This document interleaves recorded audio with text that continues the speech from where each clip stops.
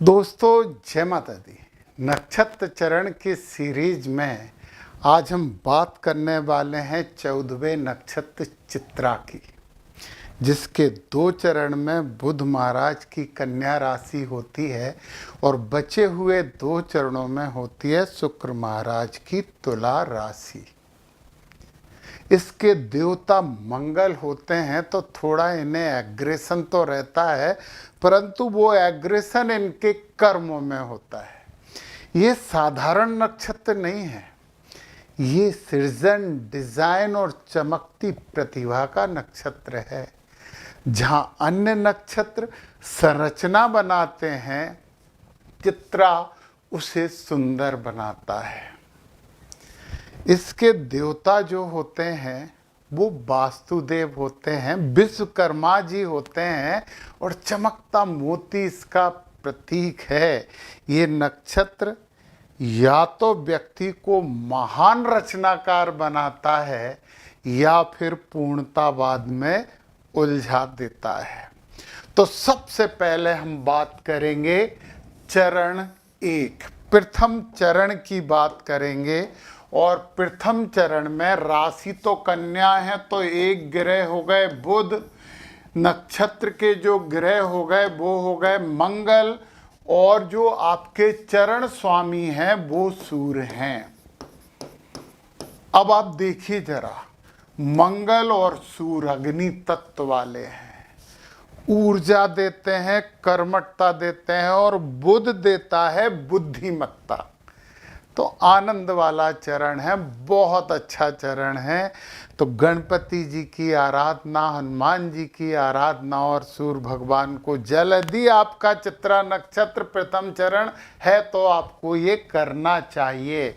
ये धर्म का चरण माना जाता है, मतलब सही आचरण, कर्तव्य का पालन और नैतिकता अपनाएंगे तो भाग्योदय को कोई नहीं रोक सकता। ये बात आप स्वीकार कर लीजिए, मान लीजिए।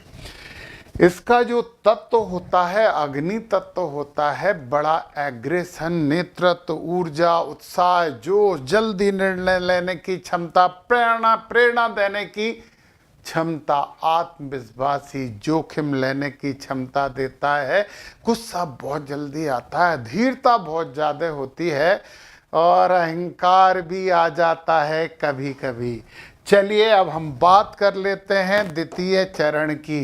द्वितीय चरण में तो नक्षत्र के देवता तो मंगल हैं, राशि के स्वामी बुध हो गए और नवान स्वामी भी बुध हो गए। बुध ऐसे लिखते हैं, ऐसे नहीं लिखते। बुध मतलब बुद्धिमत्ता, मंगल मतलब कर्मठता। गणपति जी की आराधना करिए, बहुत बुद्धिमान लोग हो और कर्मठ लोग हो, बस गुस्से पे काबू पाना चाहिए आपको। ये जो है ना, अर्थ त्रिकोण वाला है। अर्थ मतलब धन, भौतिक समृद्धि के लिए कार्य करते हैं, आर्थिक स्थिरता आपको मिलती है और धन कमाने के एक से अधिक साधन आपके पास हो सकते हैं, कैरियर अच्छा होता है। चूंकि ये पृथ्वी तत्व है, पृथ्वी तत्व स्थिरता देता है, मेहनती और भरोसेमंद बनाता है, भौतिक चीजों पर ध्यान भी दिलवाता है, धैर्यमान होता है, स्थायी सफलता पाने के लिए काम करता है, परंतु जो मन है वो जिद्दी हो जाता है, बदलाव से डरते हो और कभी कभी थोड़ा सा ज़्यादा मैनिपुलेट हो जाते हो। तो इससे बचना चाहिए। तो आपके लिए ये चरण भी बहुत अच्छा चरण है। अब हम चरण 3 की बात कर लेते हैं। चरण 3 है, राशि आ गई तुला, तो मंगल आ गए, फिर आ गए शुक्र, समृद्धि, भौतिकता, प्रेम के देवता, और नक्षत्र स्वामी भी शुक्र हैं। कर्मठ तो रहोगे, प्रेम प्यार में भी एग्रेशन रहेगा, भौतिकता के लिए काम करोगे,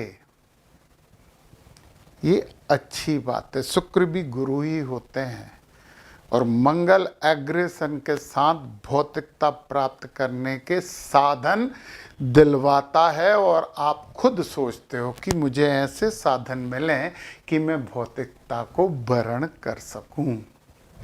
ये जो है वो काम तत्व होता है। अब शुक्र भी है और काम तत्व भी हो गया। इच्छाएं बहुत होती हैं, सुख सुविधावादी होते हो, प्रेम प्यार वाले होते हो, अच्छी बात है। और ये वायु तत्व आ गया। वायु तत्व में सबसे स्पेशल बात यह है कि कम्युनिकेशन स्किल, वाक सिद्धि, बोलने की क्षमता बहुत अच्छी होती है। नए आइडियाज़ आपके पास आते हैं, लोगों को आपसे नए आइडियाज़ ले लेना चाहिए। बुद्धिमान हो, सोशल हो, फ्रेंडली हो, जल्दी सीखने वाले हो, मन अस्थिर रहता है, वायु है। ओवर थिंकिंग भी होती है और निर्णय में बड़ा कन्फ्यूज़न रहता है। इन पे काम करिए, बहुत अच्छा होगा।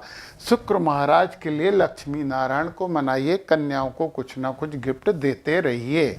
अब हम आ जाते हैं चौथे चरण पे। चौथे चरण में तो नक्षत्र देवता तो मंगल हैं, चरण स्वामी शुक्र हो गए, और लो फिर नवमान स्वामी भी मंगल हो गए। और मंगल मंगल मंगल मंगल ही करेंगे, क्रोध पर काबू पाओगे। हनुमान जी को आराध्य बना के उनकी सेवा करिए, भक्ति करिए। जब भक्त की भक्ति करते हैं तो उसे महाभक्ति कहा जाता है। तो आपको हनुमान जी को पूजना चाहिए, बहुत जरूरी है। और शुक्र हैं तो लक्ष्मी जी, लक्ष्मी नारायण, देवी जी और कन्याओं को, ये सब काम आपके लिए शुभ है। मतलब कन्याओं को प्रसन्न रखिए, कुछ ना कुछ गिफ्ट दीजिए। लक्ष्मी नारायण, लक्ष्मी जी और देवी जी की पूजन करिए, बहुत अच्छा होगा। ये मोक्ष वाला चरण है। आध्यात्मिक आप होगे, मतलब एग्रेसिव आध्यात्मिक आदमी। कई बार विरक्ति भी होगी, स्वतंत्रता चाहिए, किसी की सुनना नहीं है, मुक्ति के लिए काम करते हो, बहुत अच्छी बात है। और तत्व हो गया जल, बहता रहता है, भावनाएं बहुत होती हैं, इमोशनल आप होते हो, गहरी समझ आप में होती है, केयरिंग होते हैं, लोगों की बड़ी परवाह करते हो, आध्यात्मिक झुकाव है, गहरी सोच है, परंतु बहुत ज़्यादा इमोशनल होते हो, जल्दी से हर्ट हो जाते हो, मूड स्विंग रहता है। इस पे काम करना चाहिए। ध्यान, अध्यात्म, योगा और भक्ति, ये सबका सल्यूशन है। यदि आपको नक्षत्रों के बारे में पूरी जानकारी चाहिए, एक एक चीज़ समझनी है, तो नीचे डिस्क्रिप्शन में मेरे ऐप के लिंक है। आप उस लिंक से मेरा ऐप डाउनलोड करके अपना ज्ञान और अपने जीवन की सुविधा दोनों बढ़ा सकते हो। जय माता दी।